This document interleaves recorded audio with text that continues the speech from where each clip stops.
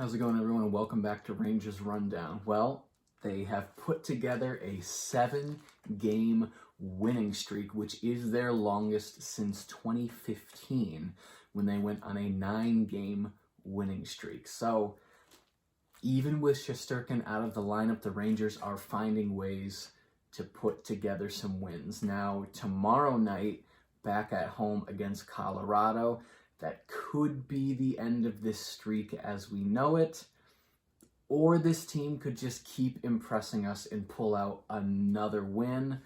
I'm not holding my breath, but we'll see what happens. Hopefully it's at least a good game and not just a blowout. Shesterkin's still on IR, but that's really the only news before this game tonight. Second game in a row against the Blackhawks. Now they're in Chicago, so Blackhawks get the home ice advantage, but didn't really help them tonight. So getting into the first period, good early defensive play by Fox.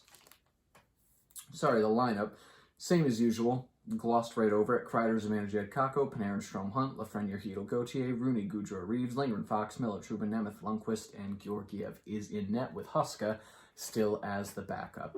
Hopefully Kincaid is out of COVID protocol soon. Maybe Kincaid gets a start if Shesterkin takes a little bit longer to come back. But Georgiev was in net tonight, and he looked a little shaky at first, but he's pretty solid over the last couple games. I mean, definitely shakier than we're used to, but we're also spoiled by Shesterkin. But Georgiev did play a very good second half of the game tonight. And then at 1:01, Trouba scored a goal. Panarin with his assist on that goal, so that's his 500th point, and it wouldn't be his last point of the evening, so congratulations to Panarin. But 43 seconds later, Gustafsson would score a goal. It was a seeing eye shot from the blue line, went right over Georgiev's shoulder, so 2 minutes into the game, it's already tied 1-1. Chicago keeps the pressure on after the goal, but about 3:30 in, the Rangers get some pressure right back. 4 minutes in, Kreider has a chance in front, but it wouldn't go. A Hunt hustle negates an icing, and that leads to a shift of good pressure, so Hunt contributing at a very good click. 6:59, Georgiev has a great save on a cross-ice pass. He got over and he was able to stop it. But at 7:09, Doc would score a goal, putting Chicago up 2-1. It was right after a face-off. DeBrincat shot, bounces back into the slot. Doc finds it and slides it right past Georgiev. Hunt has a chance in the slot right after. And then Chicago, one of the Chicago players, I forgot which one, has a great chance alone in front, but Georgiev makes a good save. So even in the first period where the Rangers were pretty shaky and not playing well in front of Georgiev, he was making some good saves. Just past halfway through, Rangers pressure leads to a Strome chance, but he shot it wide. This is the first time this season the Rangers have given up 2 goals in a first period. I thought that stat was interesting. That's one of the stats they threw up on the screen during this period. 15:38, Georgiev had 2 very good quick saves right in a row. It looked like Chicago was about to go up 3-1, but Georgiev shut the door. Sloppy period from the Rangers, just passes not really clicking. I mean, to Chicago's credit, they did come out of the gate running, and I think they were a step ahead of the Rangers in that first period. Just sloppy pass, not really positioning themselves where they should be, really hanging Georgiev out to dry, especially in the slot, just giving Chicago way too many good looks at the net. Shots 9-9 in that period after the Rangers were leading 7-2 at one point. So Rangers started the period decently, and then Chicago just came back and stormed back. So shots even 9-9 after one period. Going into the second, Kreider has a sharp angle shot early. Then at 1:13, Georgiev gives the puck away. It leads to a very close call. Chicago almost puts it into the net. That would have been embarrassing for Georgiev. Shortly after, another close call. The Rangers not covering the slot and helping Georgiev still. So that is still spilling in to the second period. Rangers haven't really solidified themselves defensively just yet. 2:05, Borgstrom takes a hooking penalty, and the power play starts with a chance via deflection in front. And then at 3:19, Panarin would score a power play goal. So that's .501 in his career. The puck slides over to Panarin. He has pretty much an open net. Fleury was able to dive over, but Panarin shoots it in. Miller has a good shot from the high slot, and then at 4:45, Georgiev has a very good kick save. 5 minutes in, Zibanejad has a takeaway in the offensive zone, and the shot slid right through the crease. Then at 6:10, Trouba puts a really solid through-the-body hit on Jujhar Khaira, knocks him down to the ice. Khaira is just, he's not moving. You watch the replay, he did get him in the chin. Khaira's head was down, and he was fishing for the puck, and Trouba just puts his shoulder right into his chest, knocks him back, smacks his head on the ice, and he had to be stretchered off of the ice. You could see Trouba pretty upset. He's not the kind of guy to just headhunt people and not feel anything afterwards. He did feel bad, and you could tell whenever the camera was on him. They had to stretcher Khaira off the ice, so hopefully we get a report that he's going to be okay. Chicago rush chance shortly after that, and then at 7:15, Panarin takes a boarding penalty. Nothing called initially. There was a ref right in front of Panarin when he took the penalty, but that ref didn't call anything. It was the other ref, the linesman, that actually blew the play dead like 5 seconds afterwards to call the penalty. The last 10 seconds of that penalty kill, big play in front by Fox to stop a cross-ice pass that probably would have been buried for a goal.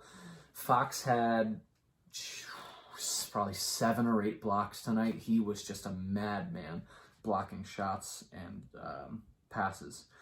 Reeves had a wraparound try shortly after that, and then just past halfway through the period, Gauthier just forces his way into the slot for a chance. He is a big guy with some speed and some strength.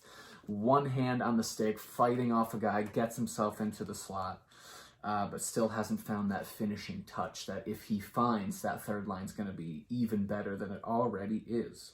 11:30, Stillman and Trouba fight. You had to figure somebody's going to fight Trouba after the hit on Khaira. Nemeth had a good shot from the point shortly after that fight. 14:03, Hunt takes a high sticking penalty.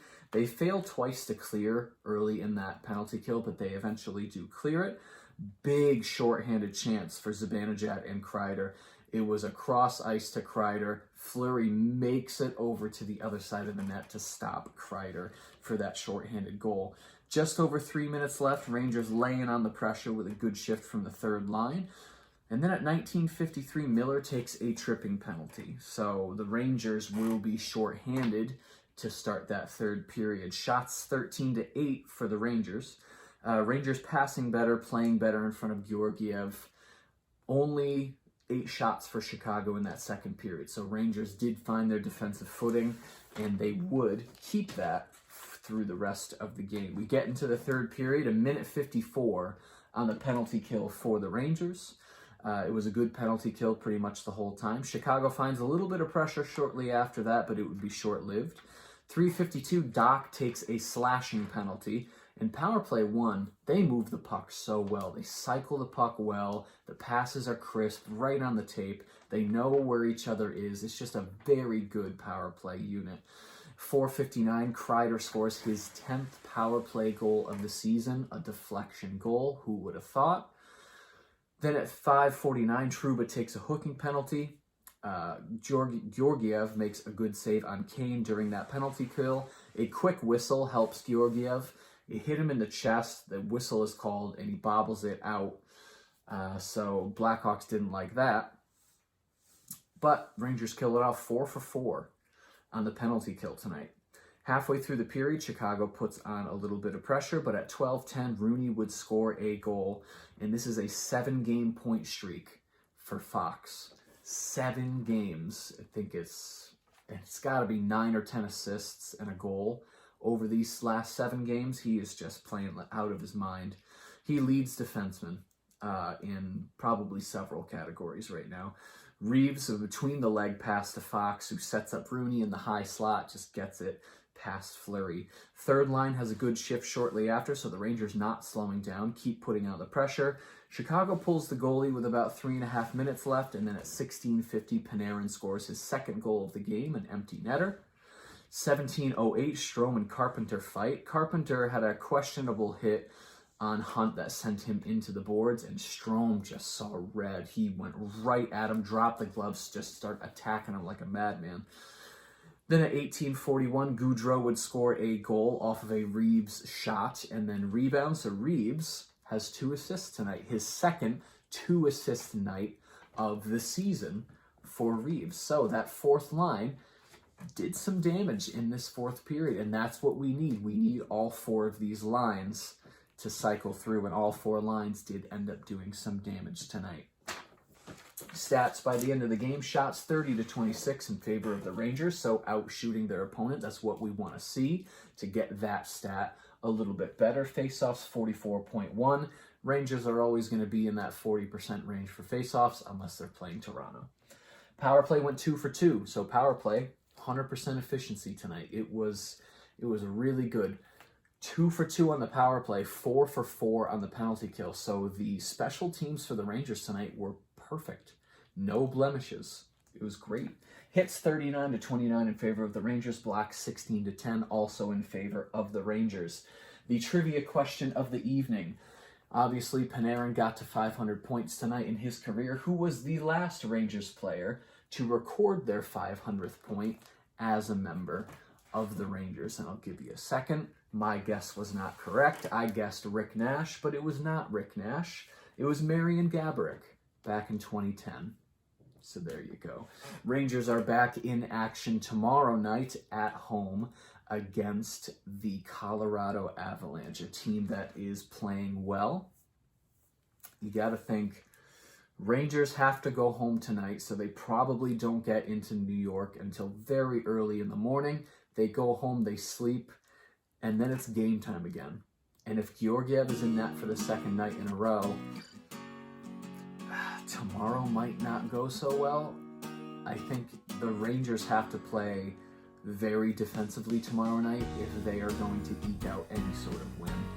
I'm not holding my breath. Tomorrow night might be the end of this win streak, but of course, we will find out tomorrow. If you enjoyed this video and you'd like to see more videos like it, be sure to hit the subscribe button.